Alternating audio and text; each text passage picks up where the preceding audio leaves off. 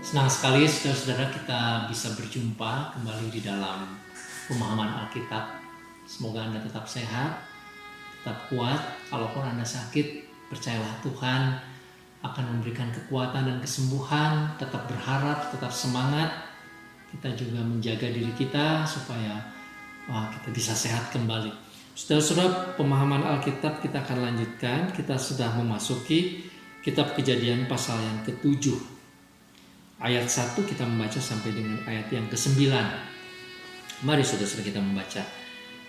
Kejadian pasal 7 ayat 1 sampai dengan ayat yang ke-9.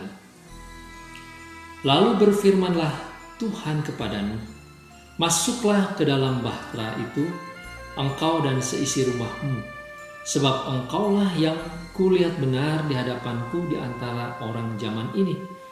Dari segala binatang yang tidak haram haruslah kau ambil 7 pasang, jantan dan betinanya. Tetapi dari binatang yang haram 1 pasang, jantan dan betinanya. Juga dari burung-burung di udara 7 pasang, jantan dan betina, supaya terpelihara hidup keturunannya di seluruh bumi. Sebab 7 hari lagi aku akan menurunkan hujan ke atas bumi 40 hari 40 malam lamanya. Dan aku akan menghapus dari muka bumi segala yang ada yang kujadikan itu. Lalu Nuh melakukan segala yang diperintahkan Tuhan kepadanya. Nuh berumur 600 tahun ketika air bah datang meliputi bumi. Masuklah ke dalam bahtera itu bersama-sama dengan anak-anaknya dan istrinya dan istri anak-anaknya karena air bah itu. Dari binatang yang tidak haram dan yang haram, dari burung-burung dan dari segala yang merayap di muka bumi, datanglah sepasang mendapatkan Nuh ke dalam bahtera itu jantan dan betina, seperti yang diperintahkan Allah kepada Nuh. Nah, saudara-saudara, kita sudah membaca bahwa Tuhan berfirman kepada Nuh ketika awal sekali Tuhan memberitahukan alasan mengapa manusia akan dimusnahkan dan bagaimana cara dimusnahkan dan bagaimana Tuhan menyelamatkan. Makanya Tuhan memberikan desain mengenai bahtera dengan sangat detail sebetulnya, pasti demikian. Tetapi saudara, kita tidak membayangkan berapa lama sebetulnya Nuh itu bertahan di tengah-tengah segala anggapan orang bahwa mereka hidup aneh, punya proyek yang mengherankan. Berapa lama saudara? Lalu kemudian akhirnya Tuhan berfirman lagi. Ini sangat lama. Banyak orang menganggap sejak Tuhan mengatakan itu 120 tahun. Anggaplah 120 tahun. Nuh membangun bahtera itu. Nuh mengalami olok-olokan. Selama 120 tahun jumlah orang bertambah banyak. Jadi saudara-saudara, mungkin selama 120 tahun pada waktu itu masyarakat sudah membangun sebuah peradaban lagi yang baru. Jadi ketika masyarakat bergerak maju menurut pikiran manusia pada waktu itu, memimpikan segala sesuatu dengan perkembangan teknologi yang baru, Nuh justru tetap saja dengan proyek yang aneh, proyek yang buat orang pada waktu itu tidak masuk akal. Buktinya tidak masuk akal, saudara-saudara, tidak ada orang yang mau mendengar apa yang dikatakan oleh Nuh. Nuh tentu pada waktu itu berkhotbah, menyampaikan pesan ini kepada orang-orang. Begitu kata surat Ibrani. Di dalam iman kepada Tuhan, Nuh tetap melakukan apa yang Tuhan perintahkan selama puluhan tahun, bahkan sampai 120 tahun. Jadi saudara-saudara, ini adalah pekerjaan iman yang luar biasa. Kita bisa melihat bahwa Nuh tetap setia kepada janji Tuhan dan Nuh tetap memegang segala perintah Tuhan. Saudara-saudara, saya ingin menyampaikan satu hal yang seringkali menjadi pertanyaan orang. Ketika orang Kristen mengalami derita di dalam dunia karena harus melakukan perintah Tuhan, banyak orang bertanya, Tuhan sampai kapan? Tuhan di mana? Tuhan kenapa? Tuhan membiarkan saya begini. Nah saudara-saudara, apakah itu terjadi kepada Nuh? Memang di Alkitab tidak dikatakan apakah Nuh pernah mengeluh. Kita tidak tahu.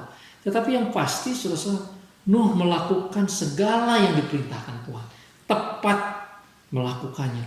Jadi meskipun mungkin saja secara manusia Nuh ada juga pertanyaan, ada juga desakan. Mungkin pada waktu membangun bahtera itu banyak sekali kesulitan.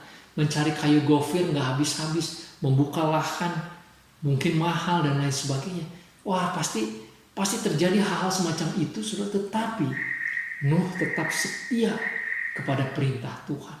Nah saudara-saudara, perjalanan iman kita itu diukur dari kesetiaan kita kepada janji Tuhan yang sangat jelas Tuhan sampaikan.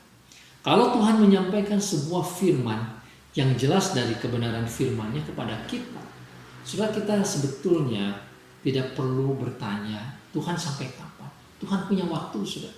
Tuhan ada waktunya, dan biarlah kita tetap setia menjalankannya sampai pada akhirnya Tuhan berfirman kembali. Dan itulah yang terjadi di pasal yang ke-7. Sesudah bahtera ini terjadi, menjadi sebuah bahtera yang sangat besar, yang mengherankan. Ini menjadi celaan, olokan, hinaan, bulian. Kalau istilah sekarang, saudara-saudara, Nuh mungkin mengajak, ayo kalian ikut semua, ikut aku. Mereka tidak ada yang mau. Lalu kemudian Tuhan mengatakan, masuklah dalam bahtera. Saudara-saudara, ketika Tuhan memberitahukan masuklah ke dalam bahtera, ini adalah sebuah pernyataan yang sangat penting. Apakah Nuh masuk? Saudara, mungkin kalau pada waktu itu Nuh ragu, buat apa Tuhan saya masuk? Ya ini akan menjadi, bahtera ini hanya akan menjadi monumen. Ya, ini adalah hasil karya selama hidup Nuh, yang aneh, yang ajaib. Nah, tetapi ketika Nuh diperintahkan oleh Tuhan, masuklah, ayat 5 mengatakan, Nuh melakukan segala perintah Tuhan. Nuh masuk bersama keluarganya, bersama 3 anaknya, bersama istri dan 3 anaknya, dan istri-istri dari anak-anaknya. Mereka masuk ke dalam bahtera itu, juga dengan binatang-binatang yang Tuhan sudah perintahkan. Jadi saudara-saudara, Nuh menyelesaikan tugas dan Nuh masuk di dalam keselamatan. Nuh masuk secara sempurna di dalam kehendak Allah. Saudara-saudara, kesetiaan itu membutuhkan kekuatan iman. Jangan sampai kita menjadi orang-orang yang semangat di awal, tetapi pada akhirnya tidak masuk di dalam bagian. Saudara-saudara, sayang sekali. Nah, kalau kita melihat Nuh tidak begitu. Nuh menyelesaikan tugas sampai akhir dan dia masuk di dalam rencana Allah. Karena Nuh mengetahui apa yang menjadi kehendak Tuhan. Saudara-saudara, hidup kita tidak ada yang tahu. Mungkin di antara kita ada yang diberi umur panjang.